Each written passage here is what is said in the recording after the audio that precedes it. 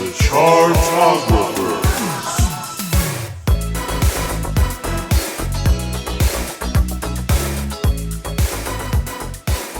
Hello, everybody! You're listening to The Chartographers. It is a music-loving podcast for music-loving people where we take every single album by a particular artist and we rank it all from worst to first. That's right, we're the podcast that one person once said is very entertaining, but their opinions are infuriating. So, listen, friends, we've had a pretty wild fifth... Yeah, that's fair. It is completely accurate. I believe that person.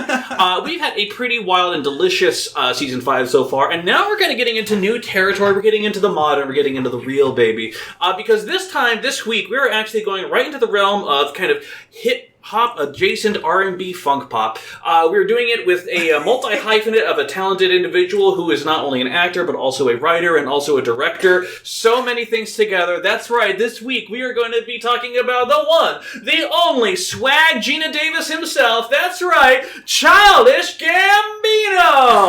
DJ MC if you're nasty. So, Childish Gambino, born on a military base, actually grew up, went to New York for school, joined a couple comedy troupes, and eventually got picked out to become a writer on 30 Rock, made some movies with his friends, and did a little bit of acting gigs here and there, but then eventually through his gig as Troy on the NBC sitcom Community, as well as a couple other endeavors, also was a rapper this whole time. He dropped a couple different mixtapes, he had a lot of fun with it, and eventually on the set of Community, he met with a composer, Ludwig Göransson, I'm sure I'm not saying that correctly, and basically they started working with music together. He was a composer, he hadn't really done hip-hop before, but together through their musical partnership, Childish Gambino really turned into a force in and of itself, and between that, him and Donald Glover were able to gradually conquer the world through multi-platinum hits, through some rather acclaimed albums, artistic detours left and right. It's a whole lot to get through, and we're going to get through it today on this wonderful episode. Thank you for joining us. Leave a review. Also, here's the thing.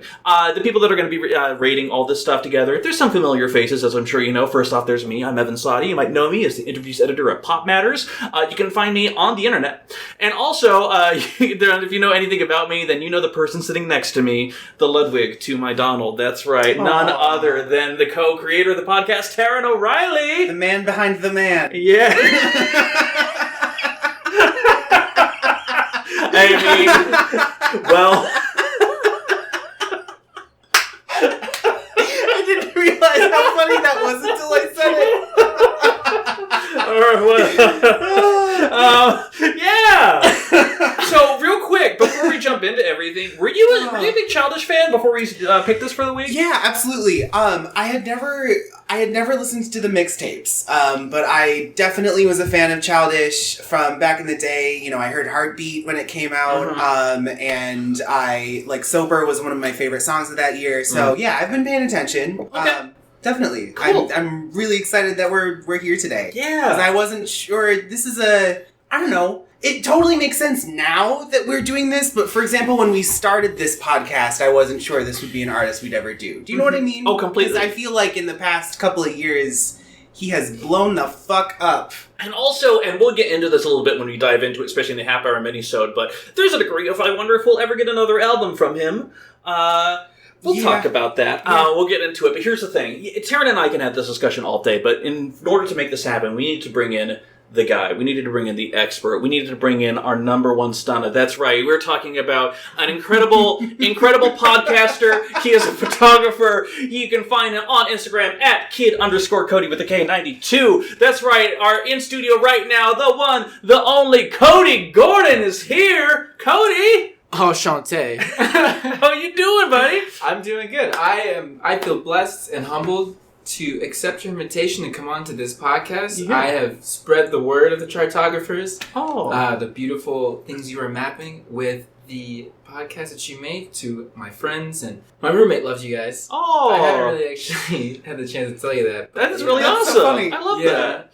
He participates in his own little podcast, and when I told him that I was coming here, he took the time to listen to a couple, and he loved you guys. So. Okay. That's amazing. That's really awesome. Well, and you've been a fan of Childish Gambino for like a while, right? Oh, yes. One of the most difficult things about this for me is I feel like I hate to make it sound like this, but I feel like I was there on the ground floor. Okay. When he was coming up. Was it like Sick Boy Poindexter era? Oh, like I feel like I watched him on Derek Comedy. Oh shit! So like, and then when I found out he was doing music, I was like, oh, this is neat and new and cool. I wonder like how this is going to turn into a new skit, but it didn't, and it kind of stuck. Yeah. And so I feel tethered to Gambino and his ascension and his multiple different mediums. Yeah.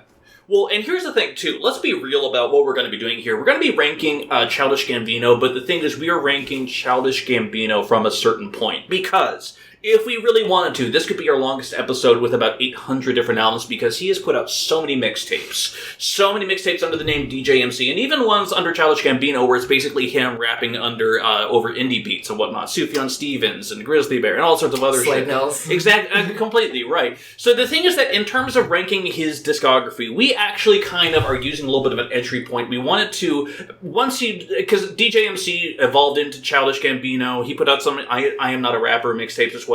We're going to start our ranking, our personal one. Obviously, we don't include EPs, so the EP that has Freaks and Geeks in it called EP, we will not be counting on this one here. Sorry to disappoint you Freaks and Geeks fans out there, but I know there are them. The other thing, though, is we're going to start basically from the Ludwig era. We're going to start with Cul-de-sac, his mixtape that came out in 2010, which was really the first time, even though he had a couple samples in there, it was original music that was really starting to happen on that end. And that's kind of a very fine point for him, too. More so when the I Am Not a Rapper mixtapes, where it's literally him and his fucking MacBook mic in a fucking dorm room bathroom where he's recording his raps. Like, we're going with the actual studio shit there. Which means, in terms of our ranking, that means Cul-de-sac from 2010. That means his first proper studio album, Camp, from 2011. There's his mixtape Royalty from 2012. There is his much bigger studio album, Because the Internet, which came out in 2013. There's his combination mixtape EP kind of sort of thing, Saint Mountain Kauai from 2014. We'll get to that in a minute. There is his Grammy-winning funk experiment that was Awaken My Love from 2016, Amaken My Love. And then, of course, there was his, oh, by the way, I'm putting out an album, 3/15/20 from 2020. So, altogether, that is 7 things, but we really need to talk, before we go any further, about Stone Mountain and Kauai. It was such a weird fucking release, guys. It was essentially, he put out a mixtape, a Dat Piff mixtape, Stone Mountain, someday in October in 2014, and then the next day there was the studio EP, Kauai, which came out 2014. They have similar, like, reversed, almost identical cover art. A lot of people consider them the same release. In terms of our ranking and what we're doing today, the real question is Saint Mountain Kauai a single release, or is it 2 separate releases? You keep calling it Saint Mountain. Stone Mountain, goddamn it. You saw I was speaking so fast, I couldn't... I was like, wait, did he say Saint Mountain? Saint Mountain. Saint Mountain. He loves St. Vincent. It makes sense. No. Stone Mountain. Stone Mountain. Thank you so much. But yeah, Cody, where do you fall in the line of Stone Mountain Kauai as being judged individually or separately? To me, Donald Glover fancies himself as a big brain type of artist. So in his mind, I feel like he's really playing with us all. I'm going to have to put this one as a single release, which is 2 different titles. So like, okay. Which is tough because I feel like there needs to be an overarching title between Stone Mountain and Kauai. I just feel like they're so different. Yeah. Like, there's a very different vibe between the two of them. And so, I understand the argument because, like, at the end, there's almost, like, a plot through this whole release where, like, he's dreaming Stone Mountain, and then at the end of Stone Mountain, he wakes up in Kauai and then talks about what he's doing in Kauai. And so, like, I get it as a single release, but, like, it's just... They're just such different pieces of work to me. Musically, they are, like, drastically different. So I'm conflicted. Yeah. I would personally rank them separately, especially because most people who have heard Kauai have not heard Stone Mountain because of... Well, I feel like they also kind of cater to 2 different bases, too, because there's a little bit more pop Donald when it comes to Kauai, and then there's a little bit more of keeping it for the streets with Stone Mountain. It's funny, when you say pop Donald, so when he wrote Kauai, he was on his, not honeymoon, but he had essentially just left and went on vacation and just wanted to, like, forget everything. Yeah. While he was there, I'm pretty sure he was just diving into all lustful things you could do, all at Kauai. And I feel like it was reflected through his music. It felt like he finally had a chance to relax, get away, which leads to the huge tone difference between Kauai and Stone Mountain. Yeah. Like, the Stone Mountain, completely different environment. Like, I think the other argument, and I'll be fine whichever way we go here, but the other argument is that Stone Mountain is almost completely beats from other producers, whereas Kauai is Donald and Ludwig. Okay. You still on the mindset of a single release, or are you thinking about splitting it, Cody? I mean, that's a pretty hard argument to go against. I know, and that's like the tough thing. Because here's the thing, like, I have certain ideas in my mind. If we put them together as one thing, it completely changes everything I had in my mind about in terms of ranking. That means with that argument you provided, I mean, don't get me wrong. There are I think a couple tracks on Stone Mountain that Childish Gambino produced himself. Yeah. But mostly, there's a split there. Okay. You want to do it? All right. We do split, yeah. Let's do it. I'm very happy with that decision. We will go ahead and cut the baby in half, as it were. Stone Mountain and Kauai are two separate releases. If we're doing it separately, it feels a little weird not to also rank EP, but we don't have to. Yeah, exactly. I mean, we all know how we feel about EP. It's pretty wonderful and fantastic. We'll talk about seeing him live, too, which I've had the experience to do. Exactly. So we will talk about that in a little bit. So for you EP stands out there, we will hear your notes in the Happy Hour minisode right after this. In the meantime, though, that leaves us with 8 releases: Cul-de-sac, Camp, Royalty, Because the Internet, Stone Mountain, Kauai, Awaken My Love, and 31520. Such a stupid name for an album. I'm sorry. But here, let's go ahead, dive into it. Cody, we have 8 slots. We're ranking them together as, again, and a conversation can change everything. And the thing is, we are going to collectively work it all together. But most importantly, Cody, I just want to hear your nomination. I want to hear your thoughts, your ideas. If you were to rank number 8, what is the lowest ranked album? What would you nominate? See, I don't know why, but you got it in my head now. We're splitting Kauai and Stone Mountain because it changes it. It completely changes it. Completely. I fully agree. For me, I'm gonna have to go with Kauai. I'm sorry, I almost did a spit take there. Really? No, I'm just fucking with you. Oh my god! Jesus fucking Christ! I was actually gonna say I'm gonna go with Cul-de-sac, and I have a few hot takes. So, oh my god! Okay, lay us. Well, give us the context a little bit for Cul-de-sac and why you feel that way about it. Yeah. So for me, Cul-de-sac is more of at this point in my life, it's like a memory. Mm-hmm. It's a old feeling. When I listen to it now versus when I did when I was 15 or 16 or 17, it hit different. Very different. Yeah. A lot of the things he raps about, knowing his past, just didn't really mix with the character that I knew who he was. Like, for instance, like, Let Me Dope You, I'm Alright, Fuck It, All the Glory, like, Donald, like, it was the Donald that I loved with the hot punches, the quick lines, but, like, I slowly, like, got out of that. And, like, listening to Cul-de-sac, that's all it is. Like, for me, each song is just one long punch. Like, okay. Punchline after punchline after punchline. And while his cadence is good and the lyrics are fire, it just, I feel like there's not a lot of genuineness in Cul-de-sac. Authenticity that reflects him as the rapper that he was at that time.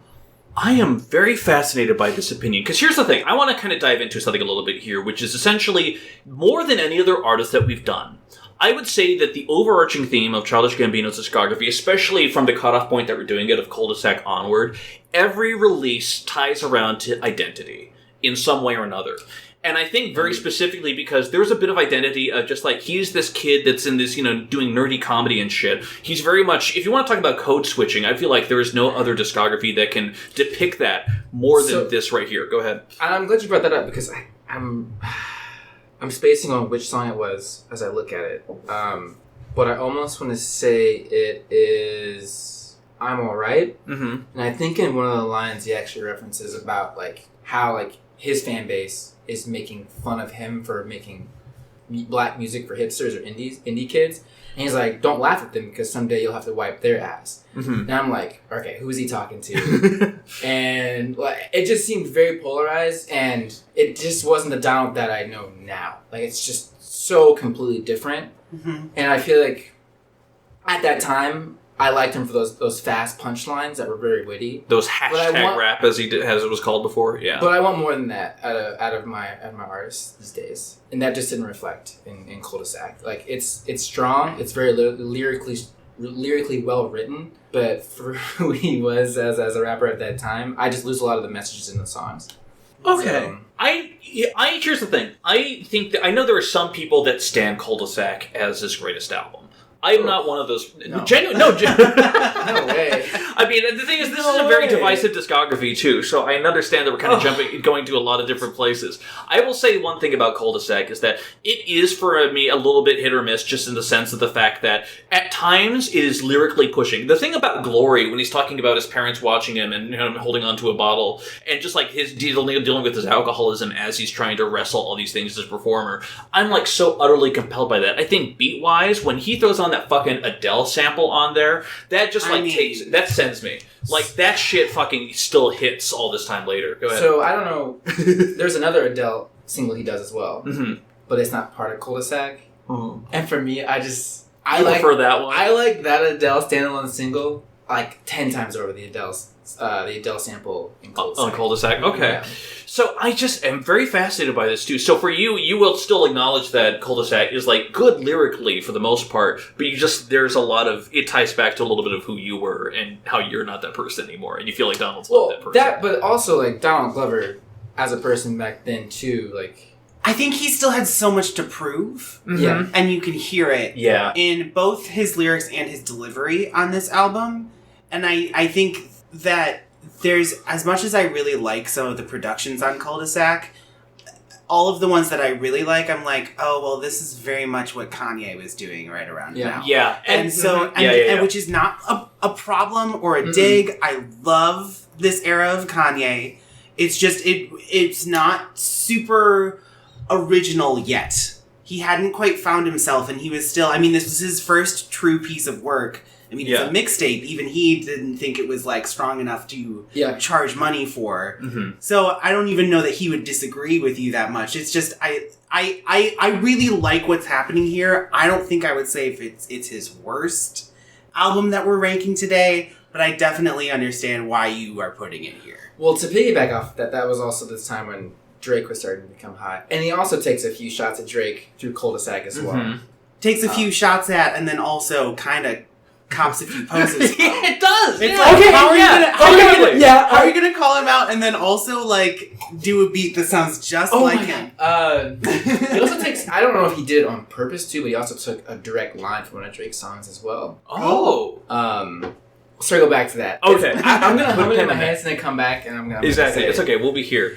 Well, and that's the thing is that for me, there are highlights on this one here. Like, honestly, Got This Money still hits. Like, there's still parts of that I still really fuck with. The acoustic version's way better though. Really? Because I think again, still trying to prove himself, trying to find his artistic voice. Mm-hmm. I think that the way that he sings Got This Money works a lot better in a live acoustic setting than it does with this beat. Like, the beat in a few places is, like, too heavy for the vocal he's giving it. Mm-hmm. And again, it's a mixtape, you know? Yeah. It didn't have, like, they didn't do a bunch of multi-tracks on it and effects to, like, make it blend to the track better. But I do think the acoustic version's a step up. Which, to his credit, a lot of Cul-de-sac, I mean, to me, didn't sound like a mixtape. I thought the production was great. Totally. Right. He said, and honestly, you could say the same about Royalty, too. I mean, that is one...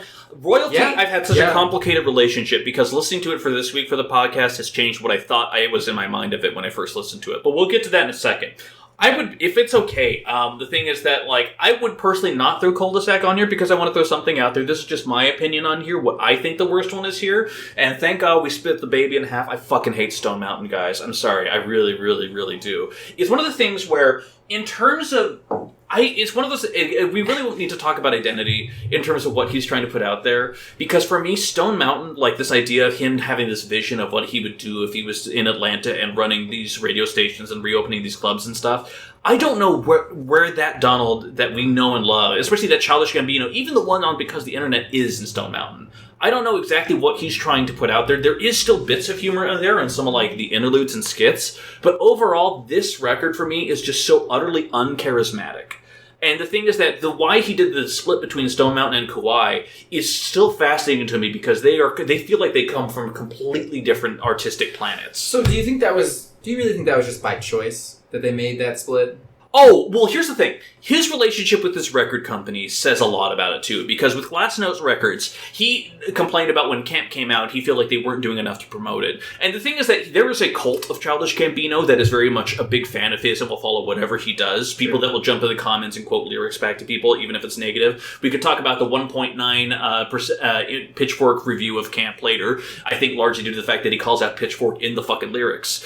But I will say that it's one of the things that he had hits and his songs went gold, but I think largely because he was playing to it, he wasn't getting necessarily rap radio play in the same way that he was with like other rappers like a Drake, like other major label people, and he had a big issue with Because the Internet too, because the Internet he wanted to put it out in December of that year, 2013, and they were saying, Glass Note was saying that, hey, we're not really cool about that. We kind of want to push into the next year because it's a time for holiday releases and things. And he's like, why do you want to push it back? The album's done. I want to put it out. And so he actually started a hashtag related to this to try and get people to gen up interest, and eventually got his way and was able to put out Because the Internet in December. So the fact that Kauai came out on Glass Note and Stone Mountain came out as a Dat Piff mixtape, I think very much speaks to this kind of duality that he has. Because these songs on Kauai are studio ready to go, and actually, I gotta be honest, they were pretty strong for the most part, I think, personally. But the thing is, so Stone Mountain, I do feel like there is a small degree of the fact when he put this out, it was because of his label. I feel like there was different sides of him that he needed to show.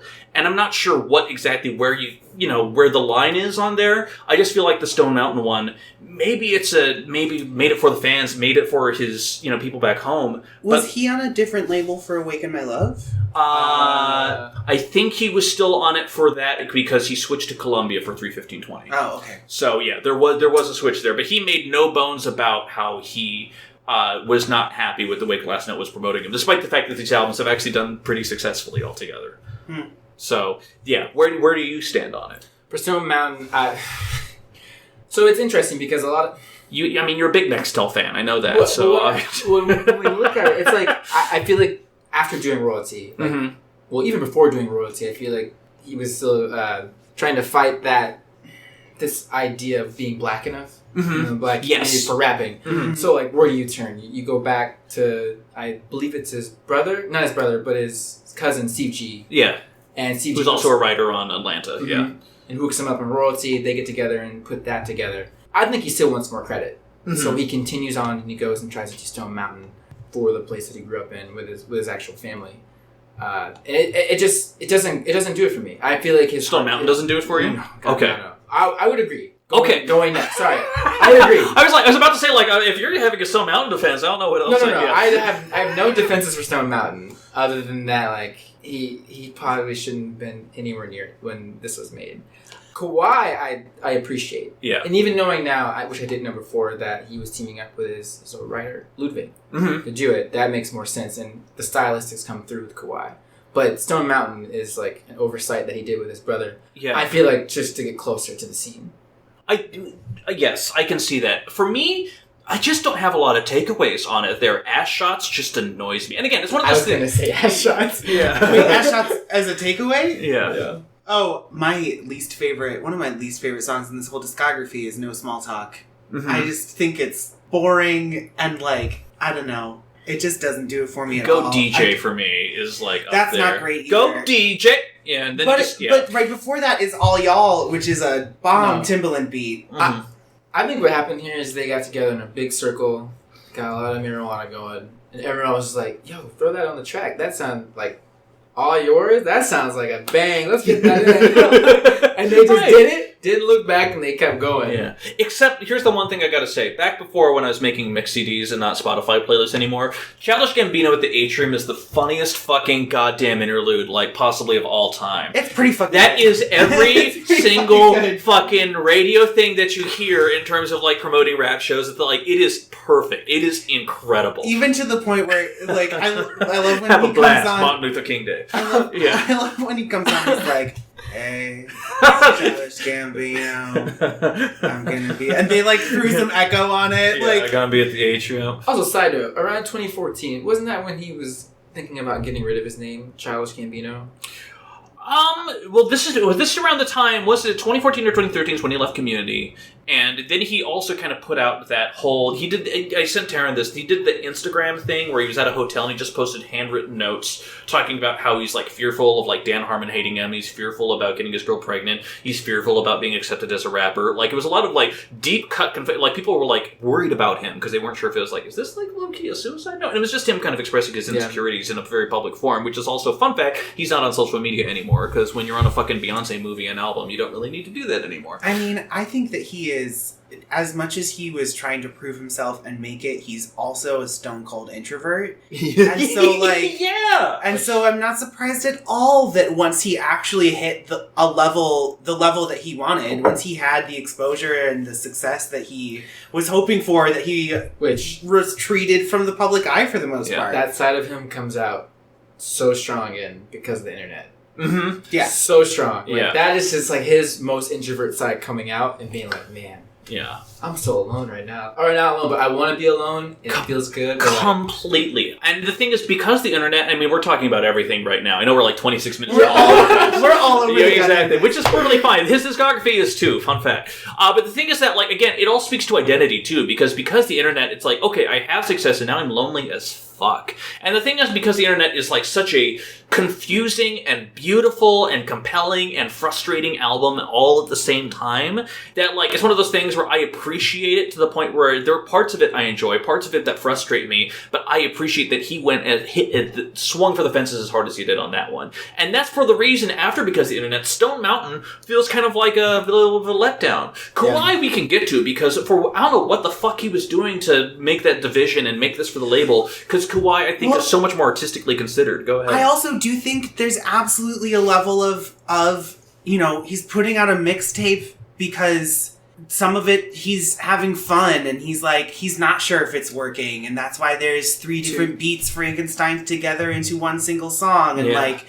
you know, there's he's sort of all over the place. And he probably knew that, which is why he was like, here's this mixtape, you know, there's some samples I don't feel like clearing, but there's also just some fun guest verses that he wanted to put out into the world. Like, you know, maybe he wasn't taking it super seriously, and that's why it's like good. There's some solid things on here, but it's not mind-blowing.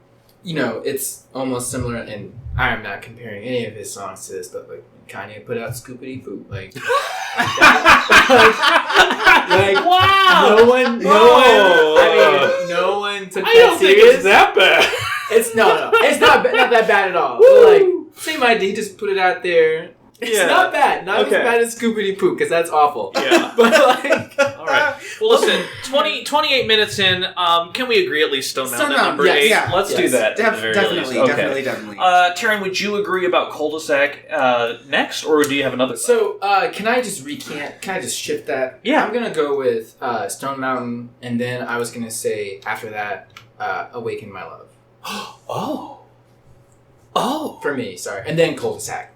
Oh, wow. Okay. Yeah. Oh. So you'd put Awaken My Love at 7. Yes. All right. I guess we have to talk about Awaken My Love. Let's talk about Awaken My Love. For the record, for those who don't know, this is the time when he decided to abandon rap altogether and reinvented himself as a 70s funk lover man. So, one of my biggest complaints about this album was the legitimate hype. Like, it had been almost, 3 years since the last Gambino album had come out? Yeah. And everyone's thinking, like, you know, this is right after, like, you know, he wore that white t-shirt for like a year straight. And he came out with Stone Mountain.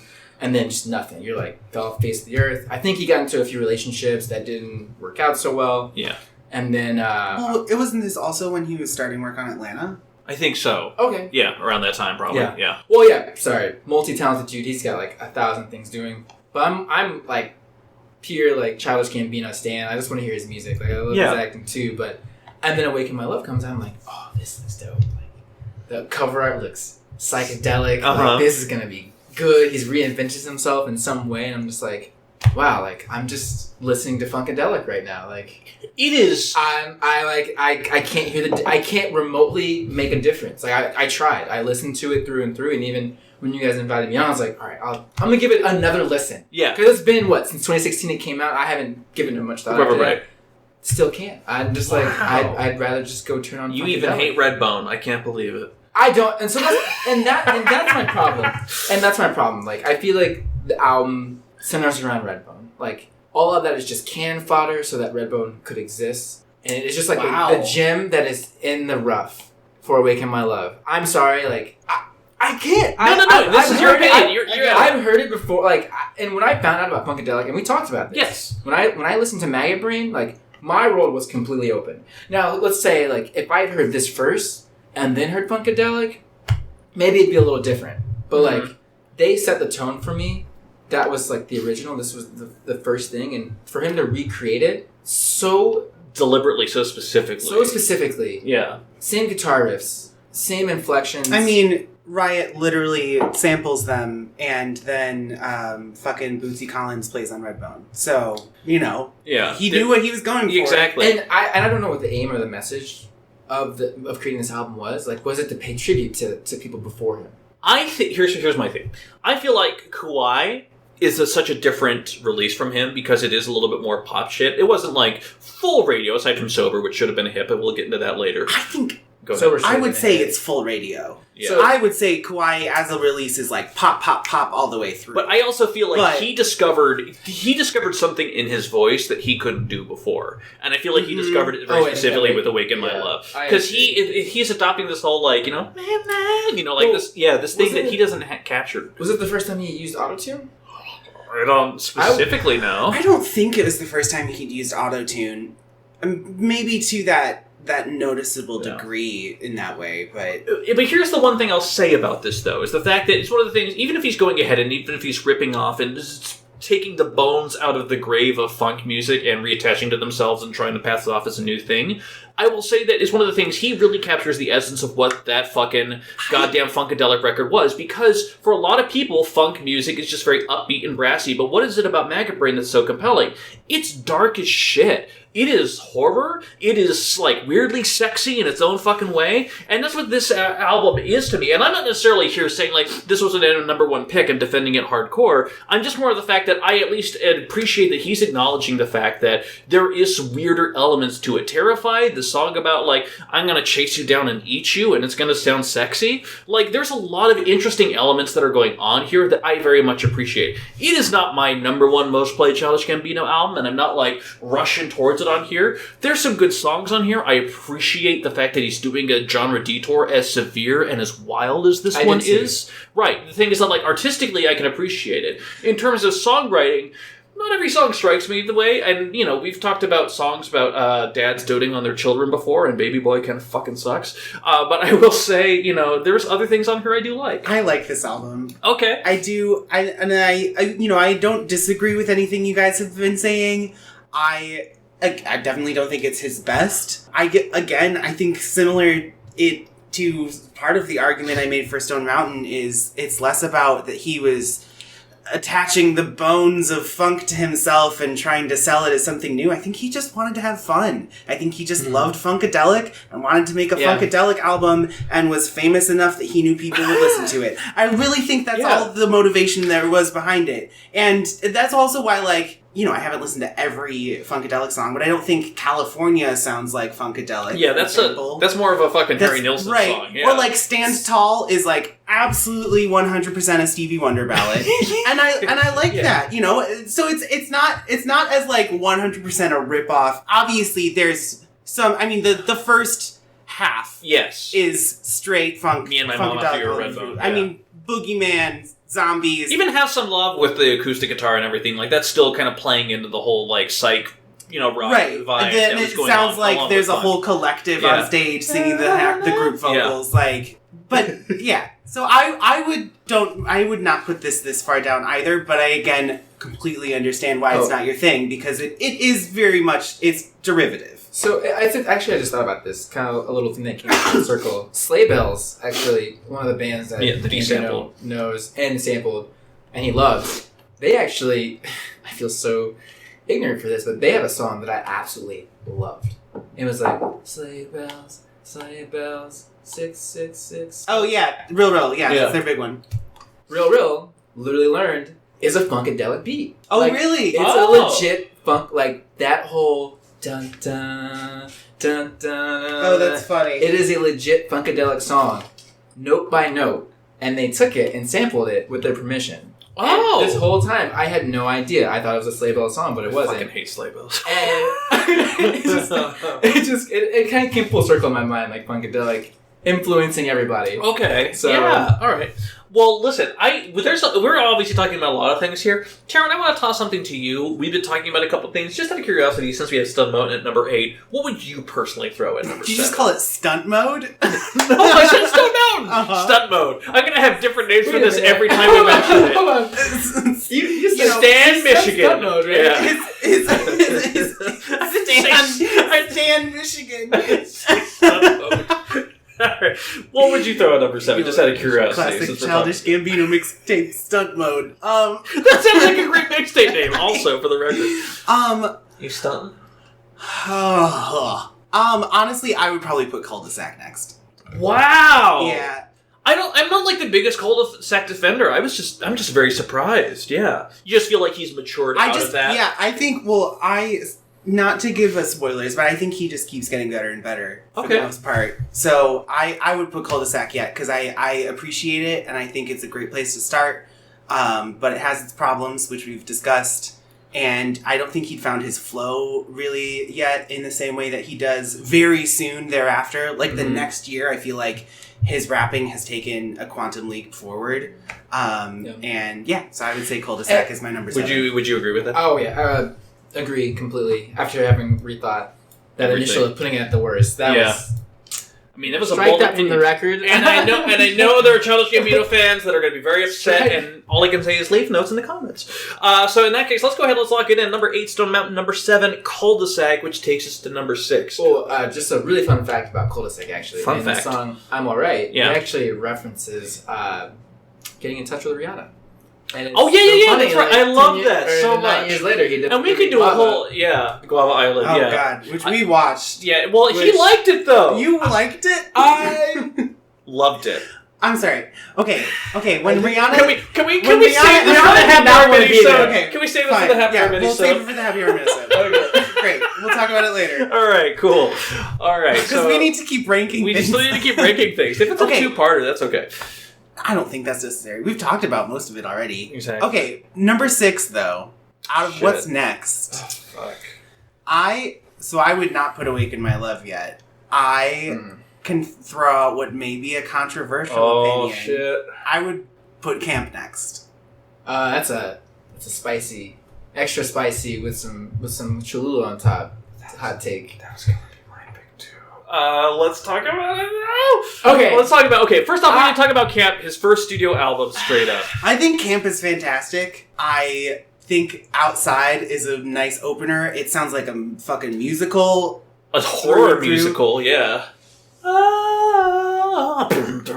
I mean, yeah. There have been intense musicals before. Yeah. And then I really like the deep anger and danger of Outside straight into Firefly. Yeah. Yeah. Because when they see us in the streets. I mean, it's such a stark mood shift, but I feel like it works because Outside is almost like it's the intro. There's all these things going on in his head, and then Firefly is sort of more an introduction as to what the album feels like to me. Yeah. You know? I fully agree with that. And the thing is that, like, Camp is such a fascinating album because I think there are such incredible, strong moments in here. Because Firefly, an obvious pop single. Bonfire is what initially wrote me in and made me buy the album. And then Firefly, I'm like, oh shit, he can actually do shit. And even All the Shine I'm down with. And then, I was gonna say. but then there are other moments on here. There are some moments that are just hard to listen to. It's one of those things where it's just like, okay, you want a fucking Asian chick. I understand.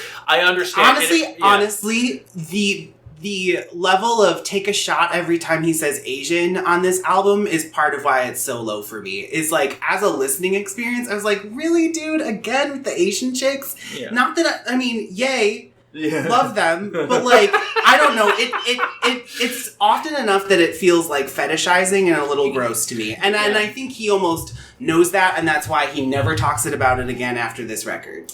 Yeah, I think, and they can correct me later, but I believe that it's either on Camp. There is a line. He's like, "I put my penis in these tiny girls." Yeah, and he's referencing Asian women again as well. And it's just like, okay, we get it. That's graphic, Got it. Yeah, and then and for me, then there's also Backpackers, which just feels so bass. I love that song. You love it? Oh my god! I know you were shitting on it earlier, and I was like, I'm gonna save it for the pod. I love that song. Fuck a Backpackers like a rhino dick. I'm sorry, like he said, hey, I loved it. I'm apparently a minority. I think the hook. Y'all probably love fantastic. Kids too. No, not so much. Speaking of Kanye beats, LES. Absolutely, that's a Kanye song. Oh my god, that is such a beautiful fucking not complaining whatsoever. I'm just calling it how it is, and also even the way he's rapping, that hipster shit. That's Kanye. Baby, but that shit's good. But I also like.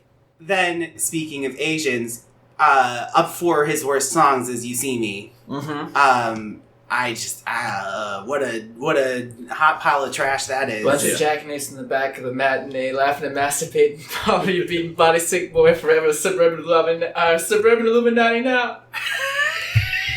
Yeah, I actually love that song. You do? So you fuck with camp pretty hard then. Okay, the whole. It's gonna be the summer of summer camp, bitch. Well, that's the problem. Is like when this song came out, like. Had a nice lady. We went to the okay. So for reference, context, this is the one I went and saw live. Okay, I went and saw Camp live, and this was the semi-famous thing where like in the back it was just like black screen and it was just like block lettering as he would rap would go by. And so like I vividly remember he rapped "You See Me," and like everybody rapped it with him and. It was an amazing moment. So, like, for me, I'm just, like, so clouded in adrenaline when I see that song. Mm-hmm. I mean, there have been plenty of songs where seeing it live totally changed my opinion. So I understand that. But you would not put this album down here. This is... No, I couldn't. Yeah. I mean, besides from the actual experience, LES... You See Me. I even like Sunrise too. I love Sunrise. And I feel that's the thing. This album's really good. I think he has a pretty strong discography overall, so I would put it down here. But man, if you just get rid of Let Her Home, it's pretty much banger straight down until you get to Kids. But yeah.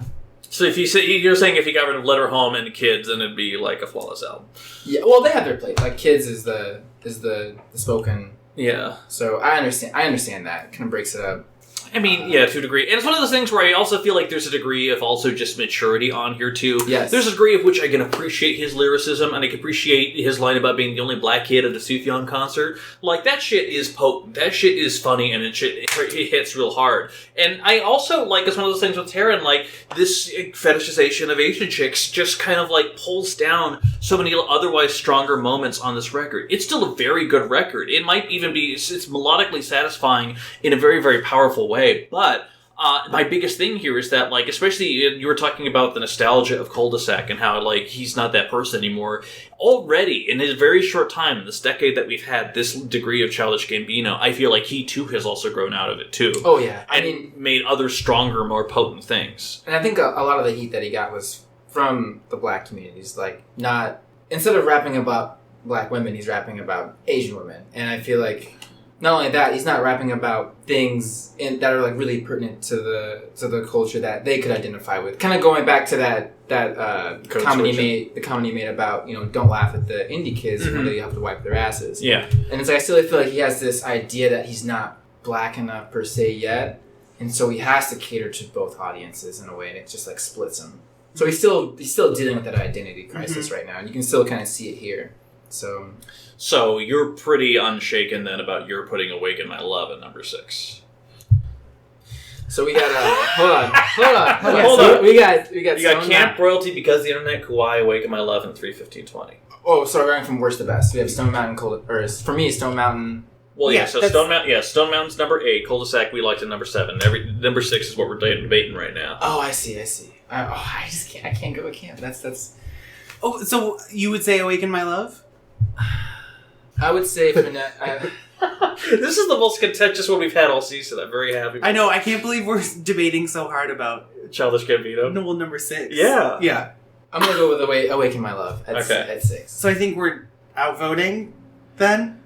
This might be in the interest of moving forward In with the the interest of podcast, moving forward with the podcast, at because we're minute talking about 46. everything at minute 46.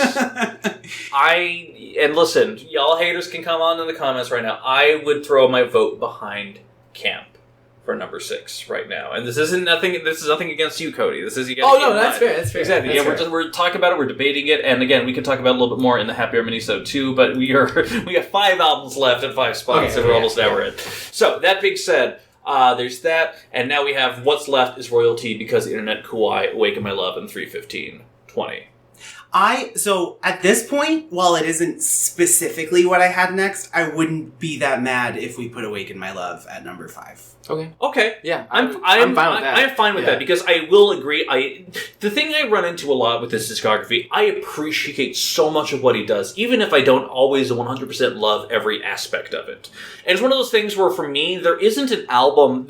And the reason why I was so excited for this podcast is there wasn't an album that's like knockout. That's number 1. That's it. Like there wasn't one that just completely spoke to it because every album caters to such a specific part of his persona and his artistic identity. So when we're making these things, when we're ranking these things in the arbitrary order, even though it's definitive because we're this podcast, it's one of those things where like I'm not mad about any of these things. I'm not going to be mad about what's number 1 because when we have Stone Mountain at number 8, Cul-de-sac at 7, Camp at 6, and Awaken My Love at number 5. That sounds good. Right, and then we have Royalty because Internet Kawaii and 3:15:20 left.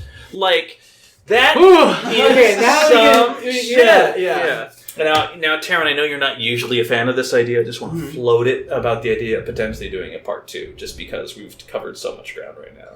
Well, yeah, because we haven't even really started talking about the albums that are left, have we? Yeah, I think we need to do it. And if it's a shorter part 2, that's fine, but I just don't want to have a 90-minute episode hanging out there with its dick in the wind. That's... So you want to just call it now and maybe have like 2 45-minute parts? Yeah. Okay. Cool. All right. In that case, friends, family, countrymen, thank you so much for listening. For the record, unbelievably, we're doing a part 2 episode because the debate is so intense because Cody Gordon is such a good guest, and if you have opinions to shout at him, you can do so on his Instagram at kid_K with Cody 92. I'm excited for it. In the meantime, though, Cody, seriously, even though we're doing a part 2, let me just say thank you so much for being here. We really appreciate it. For all of you listening, please throw us your freaking notes and comments in the Twitter and the Facebook and the Chartographers at gmail.com. Leave us a ranking, let us know what you think, but we will see you in the part 2 and then the half hour minisode. Thank you so much for listening. See you there. Bye. Bye.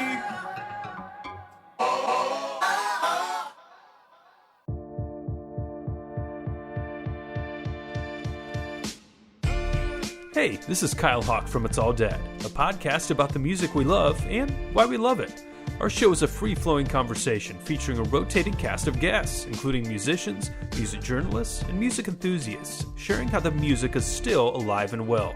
Subscribe on your favorite podcast app, and then come visit us at itsalldead.com.